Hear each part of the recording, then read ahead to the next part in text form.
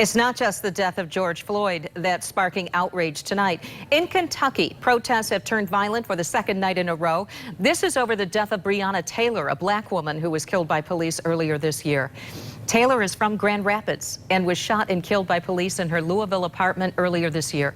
News 8's Jacqueline Francis spoke with her family, still living here in West Michigan, and has their message new tonight. 911, Operator Harris, where is your emergency? I don't know what's happening. Somebody kicked in the door and shot my girlfriend. It's the 911 call that sparked outrage around the country.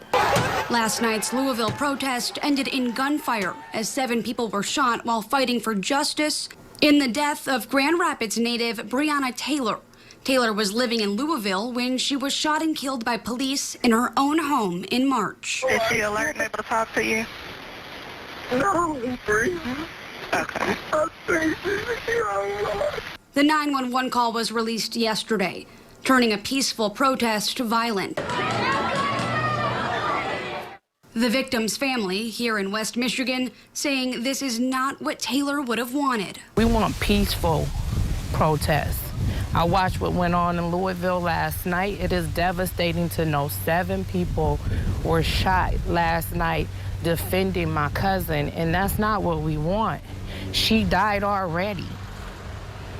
So why do other people have to? Today, I met up with Taylor's cousin, Tawana Gordon, outside of her Grand Rapids home. She says this week has been especially hard on their entire family. Not only hearing the 911 call from the night Taylor died, but also seeing another member of the black community killed by police. Saying just like her cousin, George Floyd was a victim of excessive force and police brutality. This man will never have his day to tell a story, just like our cousin will never have her day to tell her story.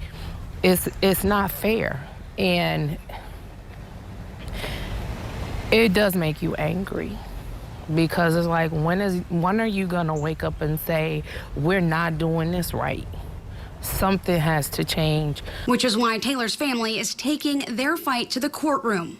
Their attorney, Lanita Baker, is representing the family in their wrongful death lawsuit against Louisville Metro Police. There has to be change. The change has to happen now, and we can't continue to have innocent black lives killed. The family is grateful to have the support of people everywhere, only asking they do so in a way that honors Taylor's legacy, remembering her as kind and caring, always there to help others.